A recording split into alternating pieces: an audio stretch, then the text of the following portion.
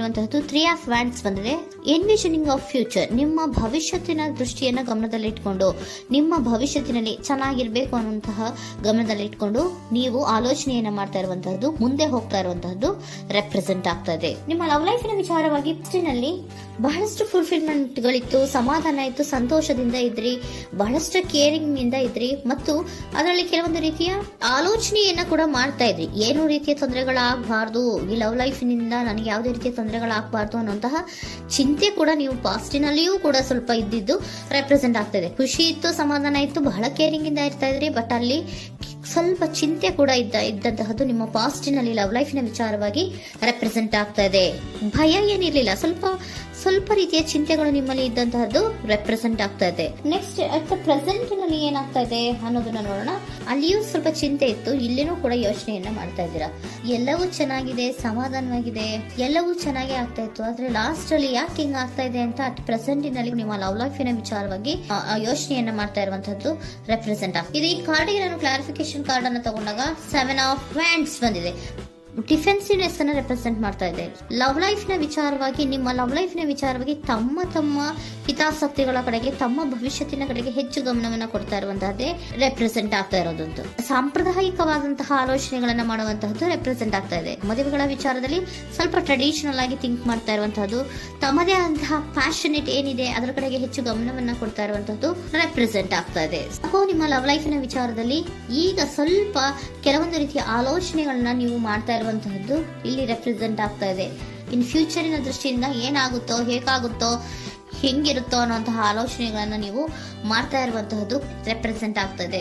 ಇನ್ immediate future ನಲ್ಲಿ ಕೂಡ ನಿಮ್ಗೆ ಪೊಸೆಸಿವ್ನೆಸ್ ಅನ್ನ ರೆಪ್ರೆಸೆಂಟ್ ಮಾಡ್ತಾ ಇದೆ. ಎಲ್ಲವನ್ನ ತಮ್ಮ ಕಂಟ್ರೋಲ್ ನಲ್ಲೇ ಇಟ್ಕೊಬೇಕು, ಯಾವುದನ್ನು ಓಪನ್ ಅಪ್ ಆಗಿ ಮಾತಾಡಬಾರ್ದು. ನಾನು ಭವಿಷ್ಯತ್ತಿನ ದೃಷ್ಟಿಯಿಂದ ನನ್ನ ಹಣಕಾಸಿನ ಬಗ್ಗೆ ಹೆಚ್ಚು ಗಮನವನ್ನ ಕೊಡಬೇಕೇ ಹೊರತು ಲವ್ ಲೈಫ್ ನ ವಿಚಾರದಲ್ಲಿ ಅಷ್ಟು ಗಮನವನ್ನ ಸಾಧ್ಯದ ಮಟ್ಟಿಗೆ ಕೊಡ್ತಾ ಇರುವಂತಹದ್ದು ಇಲ್ಲೇನು ರೆಪ್ರೆಸೆಂಟ್ ಆಗ್ತಾ ಇಲ್ಲ.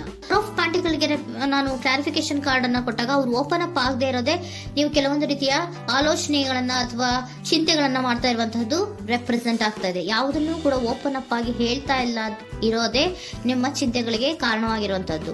ಮತ್ತೆ ಹಣಕಾಸಿನ ಆಲೋಚನೆಗಳನ್ನ ಮಾಡಿಕೊಂಡು ಇನ್ವೆಸ್ಟರಿಂಗ್ ಫ್ಯೂಚರ್ ನ ಗಮನದಲ್ಲಿ ಇಟ್ಕೊಂಡು ಅವರು ಮೂವ್ ಆನ್ ಆಗ್ತಾ ಇರುವಂತಹದ್ದು, ನಿಮ್ಮ ಲವ್ ಲೈಫಿನ ವಿಚಾರಕ್ಕೆ ಮೂವ್ ಆನ್ ಆಗ್ತಾ ಇರುವಂತಹದ್ದು, ಪ್ರೀತಿಯನ್ನ ಬಿಟ್ಟು ಮುಂದೆ ಹೋಗ್ತಾ ಇರುವಂತಹದ್ದು ರೆಪ್ರೆಸೆಂಟ್ ಆಗ್ತಾ ಇದೆ. ಕೆಲವೊಬ್ಬರಿಗೆ ಸ್ವಲ್ಪ ಕ್ವಿಕ್ ಆಕ್ಷನ್, ಕ್ವಿಕ್ ಥಿಂಕಿಂಗ್ ಅನ್ನ ಮಾಡಿ ಮುಂದೆ ಹೋಗ್ತಾ ಇರುವಂತಹದ್ದು, ಬೇಜಾರಿನಿಂದ ಮುಂದೆ ಹೋಗ್ತಾ ಇರುವಂತಹದ್ದು ರೆಪ್ರೆಸೆಂಟ್ ಆಗ್ತಾ ಇದೆ. ಥರ್ಡ್ ಕಾರ್ಡಿನಲ್ಲಿಯೂ ಕೂಡ ದ ವರ್ಡ್ ಕಾರ್ಡ್ ರೆಪ್ರೆಸೆಂಟ್ ಆಗ್ತಾ ಇದೆ. ಅಂದ್ರೆ word is represented by ending ಅನ್ನ ರೆಪ್ರೆಸೆಂಟ್ ಮಾಡುತ್ತೆ. ಬೇಜಾರಿನಿಂದ ಕೆಲವೊಂದು ಲವ್ ಲೈಫಿನ ವಿಚಾರವಾಗಿ ಎಂಡಿಂಗ್ ಅನ್ನ ಮಾಡುವಂತಹದ್ದು ರೆಪ್ರೆಸೆಂಟ್ ಆಗ್ತಾ ಇದೆ. ಯಾಕಂದ್ರೆ ಈ ಲವ್ ಲೈಫಿನ ವಿಚಾರದಲ್ಲಿ ಕೆಲವೊಂದು ರೀತಿಯ ಸ್ವಹಿತಾಸಕ್ತಿಗೆ ಹೆಚ್ಚು ಗಮನವನ್ನ ಕೊಡ್ತಾ ಇರುವಂತಹದ್ದು, ಹಣಕಾಸಿನ ಬಗ್ಗೆ ಹೆಚ್ಚು ಗಮನವನ್ನ ಕೊಡ್ತಾ ಇರುವಂತಹದ್ದು, ಅವರ ಫ್ಯೂಚರಿನ ಬಗ್ಗೆ ಹೆಚ್ಚು ಗಮನವನ್ನ ಕೊಡ್ತಾ ಇರೋದು, ಹಾಗೇನೆ ಟ್ರೆಡಿಷನಲ್ ವ್ಯಾಲ್ಯೂಸ್ ಗಳಿಗೆ ಹೆಚ್ಚು ಗಮನವನ್ನ ಕೊಡ್ತಾ ಇರೋದ್ರಿಂದ ಕೆಲವೊಬ್ರು ಲವ್ ಲೈಫಿನ ವಿಚಾರದಲ್ಲಿ ಎಂಡಿಂಗ್ ಅನ್ನ ಮಾಡುವಂತಹದ್ದು ಪ್ರೆಸೆಂಟ್ ಆಗ್ತಾ ಇದೆ. ಕ್ವಿಕ್ ಆಗಿ ಥಿಂಕ್ ಮಾಡಿ ಕೆಲವೊಂದು ಆಲೋಚನೆಗಳನ್ನ ಮಾಡೋದ್ರ ಮೂಲಕ ಅನ್ನ ಮಾಡ್ತಾ ಇರುವಂತಹದ್ದು ರೆಪ್ರೆಸೆಂಟ್ ಆಗ್ತಾ ಇದೆ. ಮತ್ತೆ ಕೆಲವೊಬ್ರು ಯಾವುದನ್ನು ಕೂಡ ಓಪನ್ ಅಪ್ ಆಗಿ ಹೇಳ್ಕೊಳ್ಳದಿರಾ ಪೊಸೆಸಿವ್ನೆಸ್ ಆಗಿರುವಂತಹದ್ದು ರೆಪ್ರೆಸೆಂಟ್ ಆಗ್ತಾ ಇದೆ. ನಿಮ್ಮ ಲವ್ ಲೈಫಿನ ವಿಚಾರವಾಗಿ ಯಾವುದನ್ನು ಕೂಡ ಓಪನ್ ಅಪ್ ಆಗಿ ಹೇಳ್ಕೊತಾ ಇಲ್ಲ, ಸುಮ್ಮನೆ ಮುಂದೆ ಹೋಗ್ತಾ ಇರುವಂತಹದ್ದು ರೆಪ್ರೆಸೆಂಟ್ ಆಗ್ತಾ ಇದೆ.